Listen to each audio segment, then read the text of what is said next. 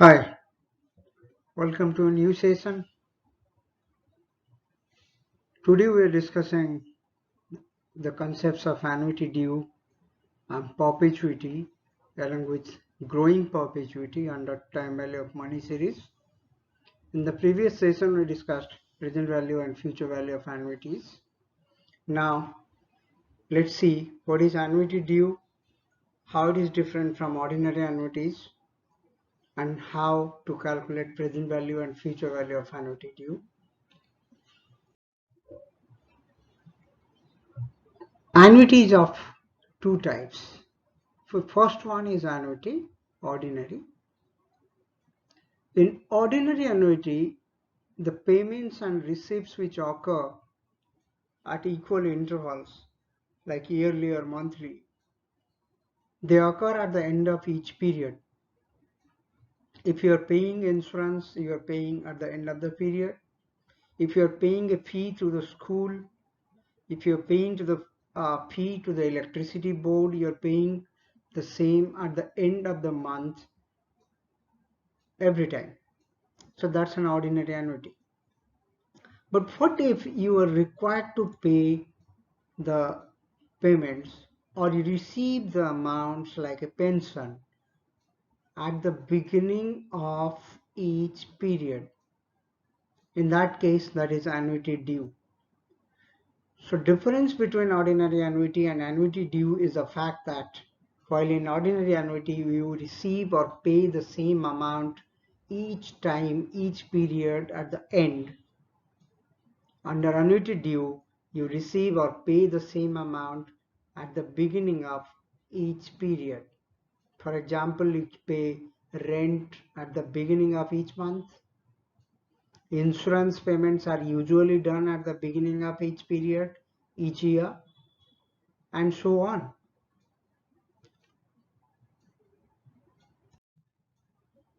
So how do we calculate present value of annuity due? Present value of annuity due is present value of ordinary annuity multiplied by 1 plus I. I is the rate of interest. So if you are calculating annuity due, you need to calculate the present value of annuity ordinary, multiply that with 1 plus I. For example, the present value of annuity if payment of 500 is made annually for 7 years at interest rate of 14% compounded annually. This is the same example we have done under ordinary annuity. So here present value of ordinary annuity is 500, that is the annuity multiplied by PVIFA for 7 years for 14%, that's 5365.25 multiplied with 1.14. So that's $616.385. Directly you can write like this: annuity, the amount of money per period, into PVIF for 14% for 7 years into 1.14, that's 1 plus the 14% compounded annually. So you get the same amount. So you don't have to do anything extra. You have to remember the formula for calculating present value of ordinary annuity, then multiply the same with 1 plus I, that is 1 plus I percent or 1 plus R percent. Future value of annuity due, here it is also the same. Future value of annuity due multiplied by 1 plus I. Suppose that a firm deposits 5,000 at the beginning of each year for 4 years at 6%. So that's annuity amount 5,000, FVIFA 6% for 4 years multiplied by 1 plus 0.06. So that's 21,875 is the value of ordinary annuity multiplied by the 1 plus I term. So you get $23,185.38. So you can see, if you are able to estimate the future value of ordinary annuity, you would be easily be estimating future value of annuity due by just multiplying the future value of ordinary annuity with 1 plus I. So that's very basic simple formulas. You don't need to do anything. There are mathematical formulas which directly can be appointed, but we are not concerned with the mathematical formulas. It will be very difficult to express them in general terms. So you need mathematical formulas only if you are proving something, but it can be done. It can also be done with Excel sheets. Another example, a person is required to pay 4 equal payments of 5,000 each. Beginning of year, so annuity due again, rate of interest is 8%. So annuity multiplied by CVAF, the CVAF thing is also the FVIFA. It can also be written as CVIFA. The same table, different names, different experts, different users use different names. For 8% for 4 years multiplied by 1.08, not 8. It is 1.08. I'm extremely sorry with the mistake. It is 1.08 because 8% is the interest rate. So that would amount, the final answer would be 5,000 multiplied by 4.507 into 1.08. Thus 24,337.8. This is ordinary annuity. So if you are paying the payments at the end of year, you are getting 22,535, but if you are paying at the beginning of the year for 4 years at 8%, you'd be able to get $24,337.8, which is annuity due. Now a new concept which is known as perpetuity. In annuity due or in annuity in general, there is a specified period for which you are either paying or receiving. But what if the number of periods are perpetual? There is no limit on the number of periods. If you receive the same amount for unlimited number of years without a limit, it's a perpetuity. So annuity which continues forever is perpetuity. The present value of the perpetuity is the amount of payment divided by I rate. So that you can also write as A annuity divided by R%. That's simple. Let's see an example. Ramesh wants to retire and he would receive $3,000 per year. He can earn interest at 8%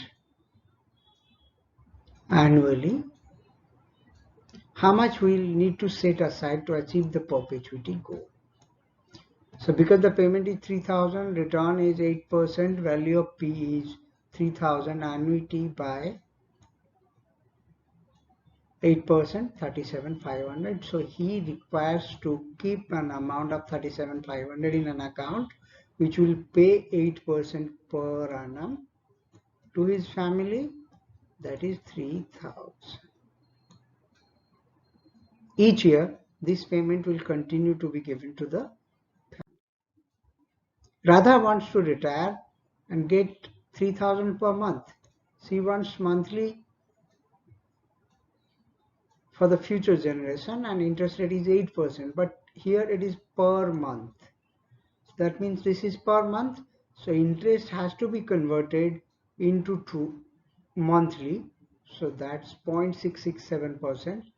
So present value of the annuity is 3,000 divided by this. So instead of 37,500 in case of annual, you need to deposit $449,775 into the account to be able to receive 3,000 per month. So there is a drastic change in the amount present value of the annuity in case of perpetuity. So if it is annual, it is she needed to deposit only 37,500. If it is monthly, she needed to deposit at 449,775. So this is future retirement planning. Instead of giving the same amount to the family, she can also receive for herself. So these are retirement plannings. What if the amount of perpetuity grows? Like you receive 3,000 this month, first month, and say the amount grows by 3% each month or each period. So in that case, present value of the perpetuity is payment divided by I minus G. I is the rate of interest, G is rate of growth. You can see 1,000 next year. So initial amount is 1,000, growing at 5%. Rate of return is 14%. So how much you need to be depositing into that stock, which pays a dividend of 1,000. So payment divided by I minus G, 1,000 divided by 14% minus G is 5%.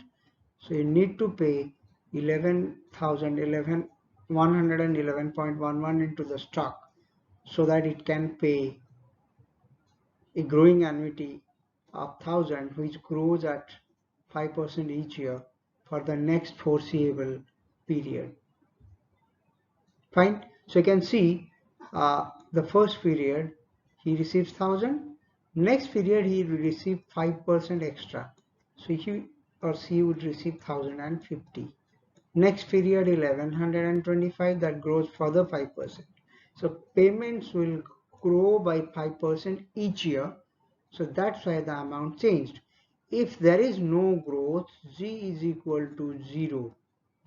In that case, present value of the perpetuity would be 1,000 divided by 14%,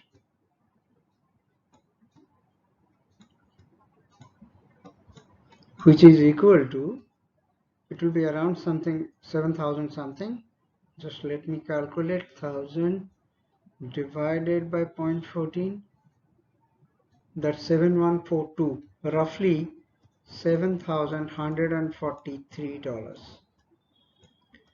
Because you need the group payment to be grow at 5%, you need to pay that much more at 11,111. If there is no growth, you are paying only 7,143. Similarly, if you change the amount of growth and rate of percentage, the value of present value of the perpetuity will change. Another example, Rad has received a communication of the bank that his aunt has set up a fund which would pay 2,500 this year, and the payment will grow 4% per annum.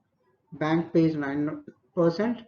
So what would be the present value of the fund of what the aunt should be required to pay into the fund in the beginning? Annuity is 2,500.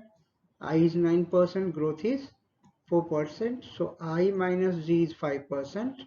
So that's basically 2,500 by 5%, 50,000. So Rad's aunt needs to pay 50,000 into the fund so that it pays 2,500 in the year 1, and the amount of payment each year grows 4% till unknown number of years. It can be anything, 100 years, 200 years, 300 years. The payment will not stop. So that's about annuity due and perpetuity and growing perpetuity. So we have effectively come to the end of discussion series regarding time value of money. So we discussed basic concepts of time value, compounding, power of compounding, present value and future value of single cash flows, present value and future value of annuities. In this session, we discussed annuity due and perpetuity and growth of perpetuities. So this brings me to the conclusion of this session. In the next session, we will be starting a new series Still the subject will remain financial management.